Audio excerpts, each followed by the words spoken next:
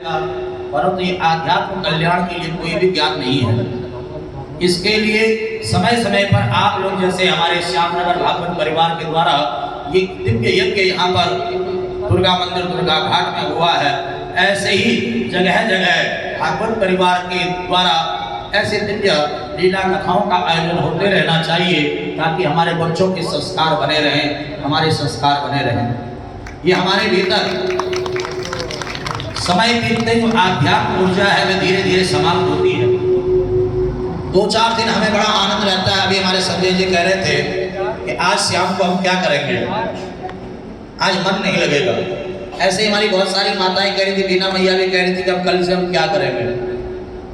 तो ध्यान देना, ये जो आध्यात्म ये जो रहेगा कि कथा का जो एक स्वरूप जिसे कहते हैं, जैसे शराब का नशा होता है ना, शराब का नशा एक समय तक रहता है, ऐसे ही भागवत का नशा भी है, ये भक्ति का नशा भी है, ये एक समय तक बना रहता है। पर धीरे धीरे लोन तेल के चक्कर में हम फंस जाते हैं, घर परिवार घर गृहस्थी के चक्कर में फंस जाते हैं और धीरे धीरे ये नशा उतरते लग जाता है। उन्हें ये भक्ति रूपी आनंद रूपी नशा है, जैसे शराबी को तलब लगती है और वो शराब ढूंढता है, ऐसे ही भक्त भी इस कथा को ढूंढते हैं, सत्संग को ढूंढते हैं, कीर्तन को ढूंढते हैं कि कहाँ कीर्तन हो रहा है, कहाँ कथा हो रही है।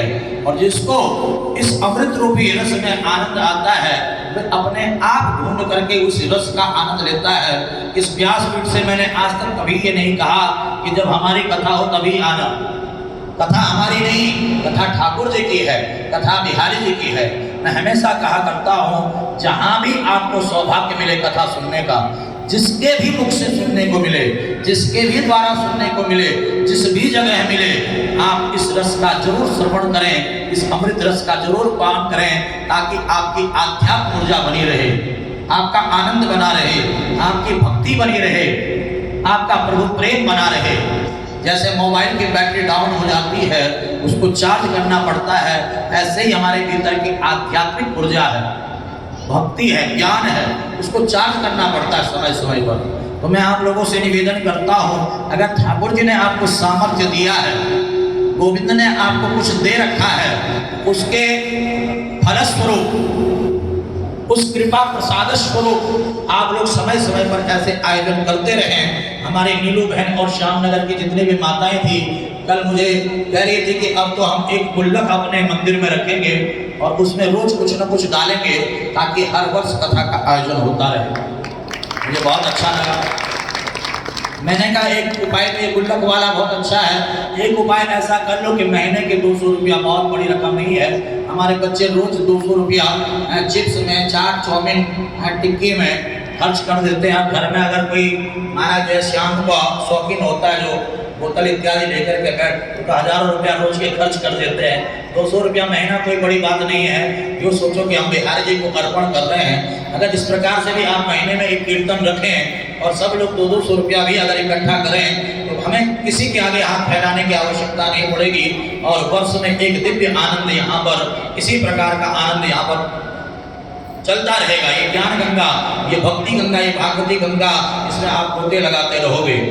आप लोग जरूर इसमें प्रयत्नशील रहें। ऐसे नहीं कि हर बार कहते हैं कि गुरु जी हर साल, और फिर हर साल भूल जाते हैं, फिर 4-4, 5-5 साल बीत जाते हैं। ऐसा नहीं, हर वर्ष हो। और मैं पुनः कह रहा हूँ आप लोगों से, कहीं आप सोचें कि गुरु जी अपना जो अगली बार की जजमानी बना करके जा रहे हैं। मैं बिल्कुल नहीं कह रहा हूँ कि आप मुझे बुलाओ, मैं ये कह करके नहीं जा रहा हूँ। वो तो माता रानी की, ठाकुर जी की, बिहारी जी की कृपा होगी, जिससे बिहारी जी ने कथा सुननी होगी, बिहारी जी उसे अपना बुलाएंगे।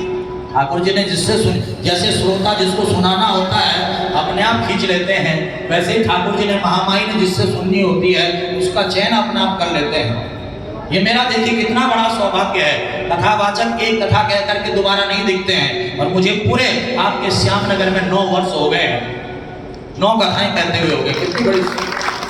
मैं देख रहा था कल रजिस्टर हमारी शांति मैया की कॉलोनी में, बसंत विहार में, पूरे 14 वर्ष हो गए, 14 कथाएं। कितनी बड़ी बात है, बताओ। देखिए मेरा कितना बड़ा सौभाग्य है। भागवत में देखिए 12 स्कंद हैं, 335 अध्याय हैं, 18,000 श्लोक हैं। सुखदेव मुनि राजा परीक्षित का बड़ा सुंदर संवाद है। परंतु भागवत कथा से पूर्व महात्मा की कथा है, महिमा भागवत की। और भागवत ने अपनी महिमा अपने आप नहीं कही है। अगर मैं आकर के अपनी प्रशंसा अपने आप करने लग जाऊं तो क्या आपको अच्छा लगेगा? मैं रोज अपनी प्रशंसा ही करने लग जाऊं, मैंने ये किया, मैंने वो किया, मैं ये करता हूं, मैंने इतनी कथाएं कर दी, मैंने इतना दान कर दिया, मैंने इतना पुण्य कर दिया, क्या आपको अच्छा लगेगा? आप कहोगे कैसे व्यास जी बताओ, अपनी पढ़ाई कर रहे हो, आपको अच्छा नहीं लगेगा, आप दिखोगे ही नहीं यहाँ पर। ऐसे ही आप में से कोई अपनी प्रशंसा अपने आप करे तो हो सकता मुझे भी अच्छा ना लगे, परंतु कोई दूसरा व्यक्ति, कोई तीसरा व्यक्ति आकर के प्रशंसा करता है, कोई चौथा व्यक्ति आकर के प्रशंसा करता है तो सबको अच्छा लगता है। तो ऐसे ही भागवत जी ने अपनी प्रशंसा अपने आप नहीं की, अन्य अन्य ग्रंथों ने, अन्य अन्य पुराणों ने भागवत जी की महिमा का गुणगान किया है। पद्म पुराण ने 6 अध्यायों में भागवत जी की महिमा का वर्णन किया है। सबसे पहले मंगलाचरण है, सच्चिदानंद रूपाय विश्वोत्पत्त्यादि हेतवे तापत्रय विनाशाय श्री कृष्णाय वयं नमः। यं प्रभजन्तमनुपेदमपेति कृत्यं द्वैपायनो विरह कातर आर्भाव पुत्रेति तन्मयतया तरवो विनेन्दुस् तं सर्वभूत हृदयं मुनिमानतोऽस्मि। पहले श्लोक में भगवान श्री कृष्ण जो सतघन है, चितघन है, आनंद घन है, सृष्टि के रचयिता, पालन करता, जो संहार करता है, जो भक्तों के पाप ताप संताप को मिटाने वाले हैं, तापत्रय विनाशाय श्री कृष्णाय वयं नमः। भगवान श्री कृष्ण के चरणों में हमने प्रणाम किया। फिर दूसरे श्लोक में सुखदेव जी के चरणों में प्रणाम किया, जिन सुखदेव जी ने राजा परीक्षित को श्रीमद् भागवत कथा का श्रवण कराया। गुरुदेव हमारे ऊपर भी कृपा करना, क्योंकि गुरु की कृपा से ही ज्ञान मिलता है और गुरु की कृपा से ही परमात्मा मिलता है। गुरु के लक्षण बताए गए हैं, अस्तो मां सदगमय तमसो मां ज्योतिर्गमय मृत्युर्मा अमृतम गमय। गुरु ही एकमात्र ऐसा है जो असत्य से सत्य की ओर ले जाता है, अंधकार से प्रकाश की ओर ले जाता है, मृत्यु से अमृत की ओर ले जाता है। गुरु का कार्य है हमारा हाथ पकड़ करके भगवान के चरणों में ले जाना, ना कि अपनी पूजा कराना। वे गुरु नहीं है जो अपनी पूजा करवाते हैं। गुरु वह है जो हमें भगवान के लिए प्रेरित करे, परमात्मा के लिए प्रेरित करे, परमात्मा का भजन पूजन करने के लिए प्रेरित करे। और शिष्य वो नहीं है जो गुरु जी की ही आरती उतारता रहे, वो शिष्य नहीं है, वो तो चापलूस है। शिष्य वह है जो गुरु जी का सम्मान करके, गुरु जी का आदर करके गोविंद की भक्ति करता रहे, गोविंद की भक्ति में लगा रहे। वही शिष्य अपना कल्याण कर पाता है और वही गुरु अपना कल्याण कर पाता है जो शिष्य का हाथ पकड़ करके गोविंद से मिलाता है। गुरु के लक्षण है। परंतु आज गुरु किसे समझते हैं? जहां पर बढ़िया आश्रम हो, बढ़िया रहने के लिए एसी कमरा हो, बढ़िया हमारा चकाचक रोज खाने के लिए भंडारा चलता रहे, अरे हमारे गुरु जी तो बड़े अच्छे हैं, भले ज्ञान कुछ न हो।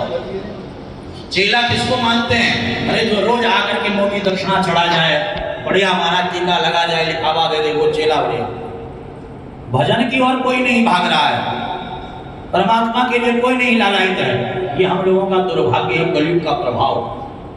हमें परमात्मा से जुड़ना है, परमात्मा की भक्ति करनी है और सुखदेव मुनि से यहाँ पर भक्ति मांगी है।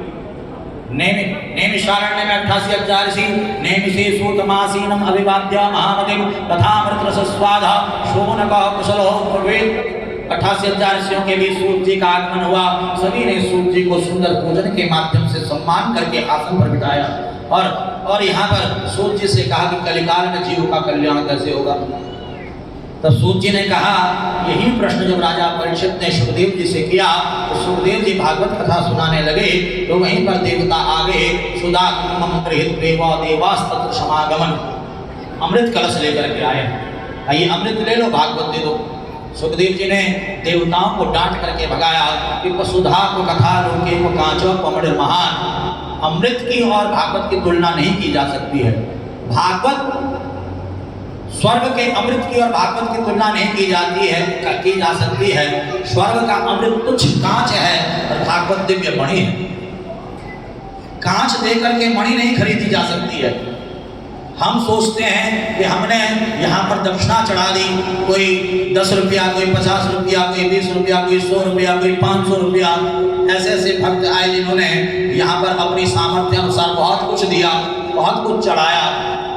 शब्दों में धन्यवाद कहने के लिए मेरे पास शब्द नहीं है, परंतु हम सोचे कि हमने भागवत की दक्षिणा दे दी, ये हमारी मूर्खता है, ये हमारी अज्ञानता है। ये हमने जो यहाँ पर अर्पण किया, ये व्यवस्थाओं को बनाने के लिए किया है। हम भगवान को क्या दे सकते हैं बताओ जरा? हम भगवान को कुछ दे सकते हैं क्या? हमारे में है सामर्थ्य कुछ देने का? नहीं। हम अपना भाव रूपी पुष्प अर्पण करते हैं ताकि व्यवस्थाएं बनी रहे। हमारे जो है पावा जी कल यहाँ पर बहुत सारे नाम ले रहे थे दानियों के, हमारे पूज्य नाम भूल जाता हूँ, नाम लिखा हुआ है ओम प्रकाश बाबा जी, कल बहुत सारे दानियों के नाम ले रहे थे कि फलाने ने ये दान किया, फलाने। ध्यान देना, इन्होंने ना बाबा जी को दिया ना महामारी को दिया, इन्होंने यहाँ पर इस व्यवस्था को बनाने के लिए दिया ताकि ये व्यवस्था और सुंदर बन जाए। और आप लोग दोगे तो और सुंदर व्यवस्था बनेगी। यहाँ पर अधिक से अधिक आप दान करोगे तो अधिक से अधिक व्यवस्था बनेगी यहाँ पर।